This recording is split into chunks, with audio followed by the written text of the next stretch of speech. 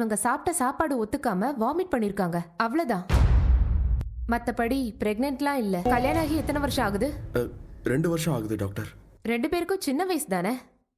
குழந்தையெல்லாம் கொஞ்ச நாளைக்கு அப்புறம் நல்லபடியா பிறக்கும். இவங்க கொஞ்சம் வீக்கா இருக்காங்க. விட்டமின் மாத்திரை எழுதி தரேன், சாப்பிட சொல்லுங்க.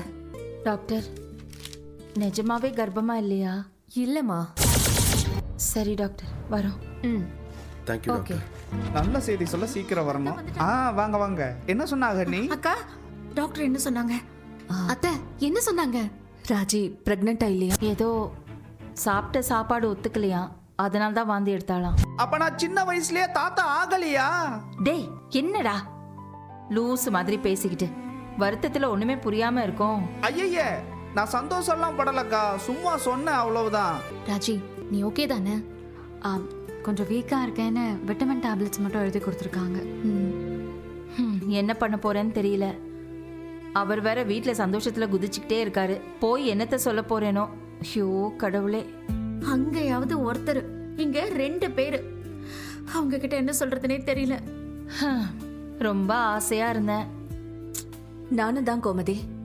என்ன பண்றது? பேசாம இருங்க, பரவாயில்ல. இவங்களுக்கு என்ன வயசாச்சு? அதான் இன்னும் வயசு இருக்குல்ல. அதத்தான் டாக்டரும் சொன்னாங்க. அதெல்லாம் ராஜிக்கு 4-5 புள்ள பிறக்கும். 4-5 போதுமா? பரவாயில்லக்கா, நடக்கும் போது நடக்கும்.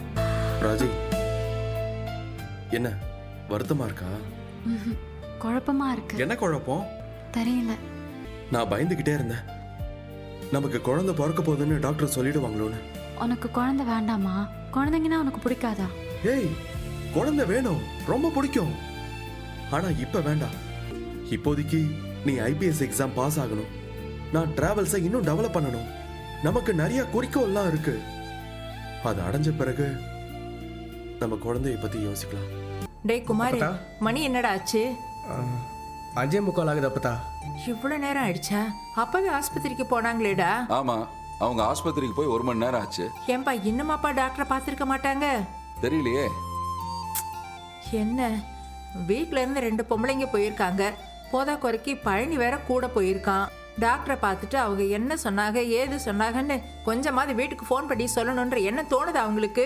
அத்தா, புதுசா சொல்றதுக்கு என்னத்தா இருக்கு? எல்லாருக்கும் தெரிஞ்ச விஷயம் தானே சொல்ல போறாங்க. டேய், இருந்தாலும் டாக்டர் வாயாலும் என்ன சொல்றாங்கன்னு கேட்க வேண்டாமாடா? நீ முதல்ல மாரிக்கு போனை போடு. ஏய் வேணாம்பா. ஐயோ எப்பா, அவ ஊர் கதையெல்லாம் பேச ஆரம்பிச்சிருவா. வேணாம். முத்து, நீ கொஞ்சம் வடிவுக்கு ஃபோன் பண்ணுப்பா. அம்மா, அவ வர வரைக்கும் பொறுக்க முடியாதா? ஐயோ இல்லடா, கொஞ்சம் போனை பண்ண. இல்லைன்னா நம்ம எல்லாரும் கிளம்பி ஹாஸ்பிட்டல் போயிடுவோம். ஏய், எதுக்குடா அதெல்லாம்? அதான் உங்க அம்மாவும் பெரியம்மாவும் போயிருக்காங்கல்ல. நான் ஒரு ஃபோன் பண்ணி சொல்லிட்டு வந்துடுறேன். சரிக்கா. யாருப்பா? யாரு? அண்ணிதான். வடிவு தான் கூப்பிடுற. பேசு. ஹலோ.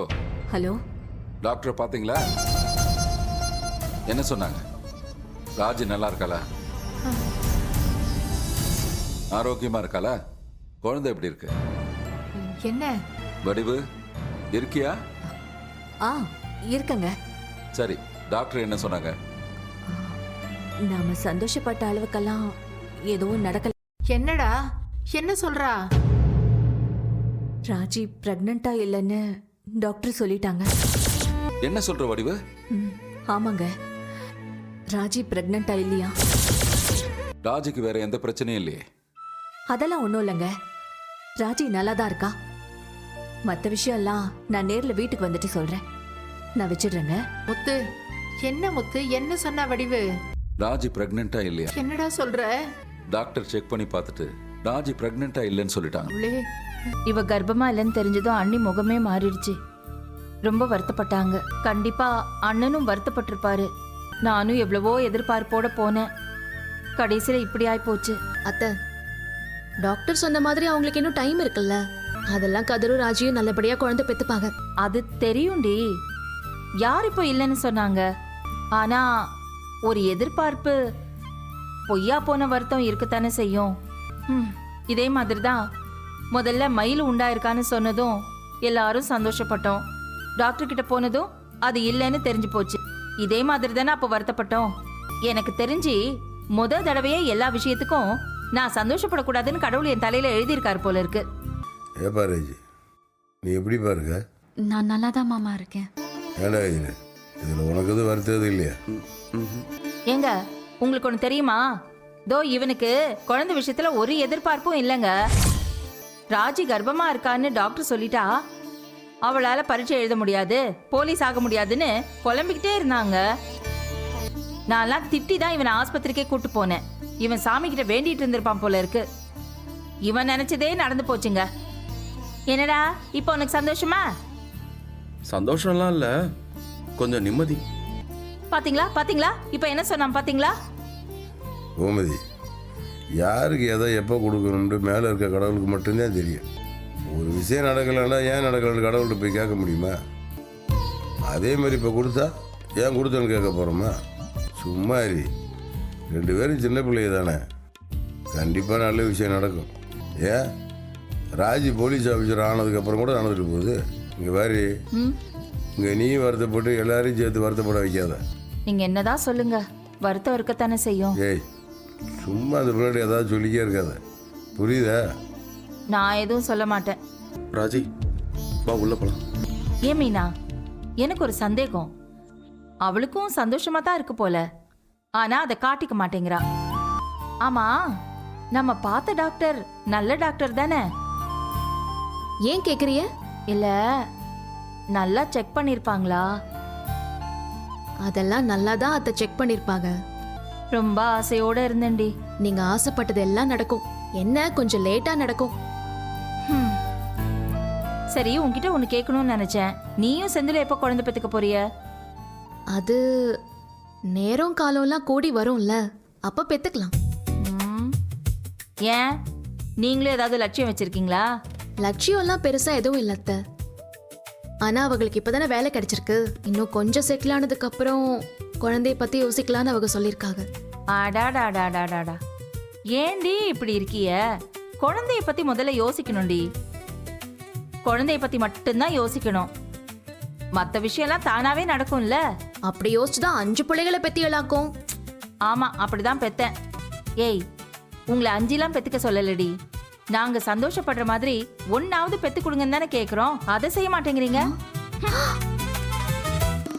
இவங்க என்ன எங்கேயோ போற மாதிரியாத்தா என் மேல வந்து ஏறாத்தான்னு எல்லா கோவத்தையும் என் மேல காமிச்சிட்டு போறாங்க. நான் என்ன பண்ணேன்? எல்லார் வீட்லேயும் சாதாரணமாக நடக்கிற விஷயங்கள் கூட இந்த வீட்டில் நடக்கவே நடக்காது. எம்பிட்ட ஆசையாக இருந்தேன் கொள்ளு பேத்தியோ கொள்ளு பேரனையோ பார்க்க போகிறேன்னு. என் ஆசையெல்லாம் நிராசையாக போயிடுச்சு. ஏன் ஆத்தா, உன் பேரனுக்கும் பேத்திக்கும் என்ன வயசாயிடுச்சு? அவங்க சின்ன பிள்ளைங்க தானே. இப்ப இல்லைன்னா இன்னும் கொஞ்ச நாள் கழிச்சு அவங்க குழந்தை பெத்துக்க தானே போறாங்க. இப்போ என்னையே எடுத்துக்கே, இம்புட்டு வருஷம் கழிச்சு எனக்கு கல்யாணம் பண்ணி இப்ப நான் குழந்தை பெத்துக்க போறது இல்லையா? அந்த மாதிரி அவங்களும் பெத்துப்பாங்க ஆத்தா, நீ கவலைப்படாத, தைரியமா இரு. இல்லடா பழனி, ரொம்ப எதிர்பார்த்து இருந்தேன், அதான் ஏமாற்றமா போயிடுச்சு. சரி சரி விடு ஆத்தா, பாத்துக்கலாம் விடு, அழாத. மா, அண்ணா எனக்கு சின்ன சந்தேகம்ண்ணா. என்ன? எனக்கு அந்த பையன் கதிர் மேல சந்தேகமா இருக்கு. கதிர் மேல உனக்கு என்ன சந்தேகம்? ஒருவேளை ராஜுக்கு உண்மையிலேயே குழந்தை பிறக்கிற மாதிரி இருந்து இல்லைன்னு சொல்லி ராஜு சொல்லிருப்பானோ? என்ன தம்பி இது? கதிர் மாப்பிள்ளை எதுக்காக இப்படி சொல்லணும்? இல்லைங்க அண்ணே, ராஜுக்கு குழந்தை பிறக்க போகுதுன்னா நம்மளாம் எங்க சந்தோஷப்பட்டு போற பொண்ணு, நாமெல்லாம் சந்தோஷப்படக்கூடாதுன்றதுக்காக அப்படி சொல்லிருப்பானோ? அப்பா, வாய்ப்பு இருக்குப்பா.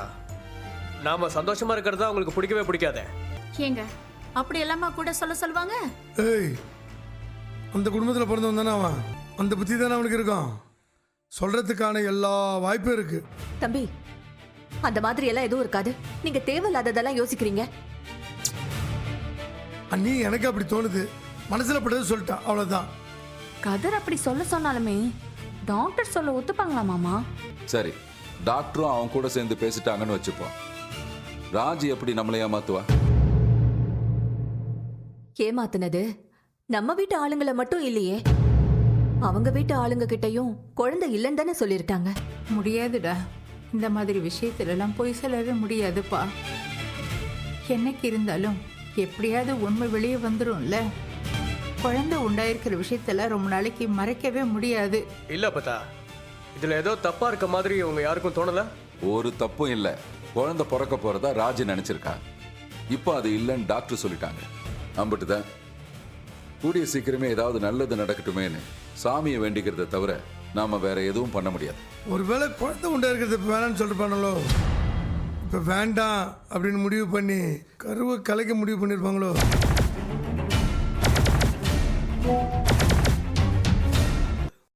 Heartbeat Season 3 co-powered by Anil Foods. தலைமுறைகள் தாண்டிய பாரம்பரியம் அனில் ஃபுட்ஸ்.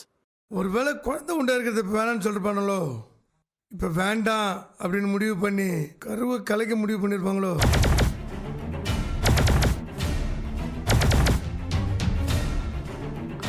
மாமா இந்த ஆங்கிள் நம்ம யோசிக்கவே இல்லையே மாமா. ராஜி வேற போலீஸ் ஆகியே தீர்வன்னு ஒத்த கால நிக்கிறா.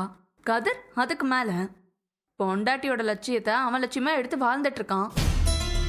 ஒருவேளை 2 பேரும் சேர்ந்து குழந்தை வேண்டான்னு முடிவு பண்ணவும் வாய்ப்பு இருக்குல்ல. நீ ஏன் இப்படி எல்லாம் யோசிக்கிற சுகன்யா? எனக்கு தோன்றத சொல்றேன். போலீஸ் ஆகிறதுக்கு குழந்தை ஒரு தடையா இருக்க கூடாதுன்னு 2 பேரும் சேர்ந்து முடிவு பண்ணிருக்கலாம்ல. அதனால டாக்டர் கிட்ட சொல்லி ராஜி பிரெக்னண்டா இல்லைன்னு சொல்லி இருக்கலாம். அண்ணா, ஒரு நாள்ல என்னெல்லாம் நடந்திருக்குல்ல? ஐயோ என்னென்னமோ நடந்துருச்சு. என்னெல்லாம் டிஸ்கஷன் பண்ணாங்க பாத்தியா? ஆம்பளை புள்ள பிறக்குமா, பொம்பளை புள்ள பிறக்குமா, வளைகாப்ப 5ஆவது மாசம் பண்ணலாமா, 6ஆவது மாசம் பண்ணலாமா, டெலிவரியா உங்க வீட்டுல வச்சுக்கலாமா, எங்க வீட்டுல வச்சுக்கலாமா, அநியாயம் பண்ணிட்டாங்க. ஏய் டெலிவரிக்கு பிறகு எத்தனை நாள் நானும் பாப்பாவும் வீட்ல இருக்கணும்னு டிஸ்கஷன் வேற. அதை நீ மறந்துட்டியே. ஆமா ஆமா, என்னமோ 10 கிலோமீட்டர் அந்த பக்கம் உன் வீடு இருக்கிற மாதிரியும் இந்த பக்கம் என் வீடு இருக்கிற மாதிரியும் அதை வேற ஒரு விஷயமா பேசிட்டு இருந்தாங்க. கடைசியில எல்லாம் புஷ்னு போயிடுச்சு. ஆனாலும் நீ ஒருத்தி இருக்க பாரு, இருந்தாப்ல பிரெக்னண்டா இருக்குன்னு ஒரு பீதியை கிளப்பி விட்டுட்ட. நான் பிரெக்னண்டா இருக்கேன்னா சொல்லவே இல்லையே. இருக்கலாம் அப்படிதான் சொன்னேன். நான் எம்பிட்டு பயந்தானு உனக்கு தெரியுமா? குழந்தை பிறக்க போறது நல்ல விஷயம் தானே. நல்ல விஷயம்தான். அதுக்காக யாராவது பயப்படுவாங்களா? குழந்தை பிறக்கிறது நல்ல விஷயம்தான். ஆனா பிறக்க போற குழந்தை நம்ம ஆசைப்படுற நேரத்துல பிறக்கணும்ல. நம்ம வேற ஏதோ பிளான் பண்ணிட்டு இருக்கும் போது குழந்தை பிறக்க போகுதுன்னா திடுக்குன்னு ஆகுதுல. சரி அந்த கதைலாம் இருக்கட்டும். நான் உன்கிட்ட என்ன வாங்கிட்டு வர சொன்னேன்? எப்போ? அதான் இன்னைக்கு காலையில மெடிக்கல் ஷாப்ல இருந்து என்ன வாங்கிட்டு வர சொன்னேன்? பிரெக்னன்சி கிட் வாங்கிட்டு வர சொன்னேன். அதை வாங்கிட்டு வந்து செக் பண்ணி நான் பிரெக்னெண்டா இருக்கேனா இல்லையான்னு கண்டுபிடிக்கிற வரை யாருக்கும் சொல்ல வேண்டாம் தானே சொன்னேன். அதானே நம்ம பிளானு. ஆமா அதான் பிளானு. ஆனா நீ என்ன பண்ண? மெடிக்கல் ஷாப்ல இருந்து வீடு வரைக்கும் எல்லார்கிட்டயும் பிரெக்னன்சி கிட்ட காமிச்சிட்டே வந்திருக்க. நான் யார்கிட்டயும் எதுவும் காட்டவே இல்ல. ஆமா ஆமா, அதான் நாங்க தான் பார்த்தோமே. நீ கிட்ட காட்டாம சித்தப்பாக்கு எப்படி இந்த விஷயம் தெரியும்? அந்த மனுஷனுக்கு ஆளு வளர்ந்த அளவுக்கு அறிவு வளரல. கையில அதை வச்சிருக்கேன், காட்ட மாட்டேன்னு சொல்றேன். அப்படியே விட்டுணும்ல. அதை விட்டு என் கையில இருக்கிறத புடிங்கி பாக்குறாரு. கொஞ்சம் கூட அவருக்கு அறிவுன்றதே இல்ல. ஆமா ஆமா, இவருக்கு அப்படியே அறிவு காது வழியா ஒழுகுது பாரு. பொத்து நாப்புல ஒரு விஷயம் பண்ண தெரியல, அடுத்தவங்களை குத்தம் சொல்ல வந்துட்டாரு. பாரு, பிரெக்னண்டா இருக்கோமா இல்லையானே தெரியல. நீ எல்லாம் பேசலாமா? நல்லா கழுத்து வரைக்கும் சோத்த தின்னா வாந்தி வரதானே செய்யும். நான் ஒன்னும் அதிகமாலாம் சாப்பிடல. சும்மா கதை விடாத. என்னமோ கொஞ்ச நாள் டயட்லாம் இருக்க போறேன்னு சொல்லிட்டு தெரிஞ்ச, இனிமே சோறைய தொட மாட்டேன், நான் சாப்பிட போறது வெஜிடபிள்ஸ் முட்டையும் தான், அப்படி இப்படின்லாம் கதை விட்ட. என்ன ஆச்சு இப்போ? 4 நாள் அப்படிதான் சாப்பிட்டு பார்த்தேன், ஆனா முடியல. 5ஆவது நாள் சோறு வேணும்னு மனசு கேக்குது. சரி சரி, இப்ப அந்த கதையெல்லாம் விடு. பிரெக்னன்சி மேட்டருக்கு வா. பிரெக்னன்சி கதை தான் முடிஞ்சு போச்சு. ஒரு நாள் எப்படி போச்சுன்னே தெரியல. ஆமா ஆமா, எல்லாரும் சேர்ந்து அலை கழிச்சிட்டாங்க. பாரு, இப்படி ஏதாச்சும் சிம்டம்ஸ் இருந்துச்சுன்னா அது தெளிவா சொல்லு. அடுத்த தடவை தண்ணி குடிக்காம இருந்தா தலைவலி வரும். ஆனா அதையும் பிரெக்னன்சின்னு சொல்லிட்டு வந்து நின்றாதமா. நீயும் ஏதாவது வாங்கிட்டு வர சொன்னா பப்பர பேன் ஊருக்கே காமிச்சிட்டு வாங்கிட்டு வராத. ரகசியமா செய்ய சொல்றத ரகசியமாவே செய், சரியா? சரிங்க மேடம், சரிங்க மேடம்.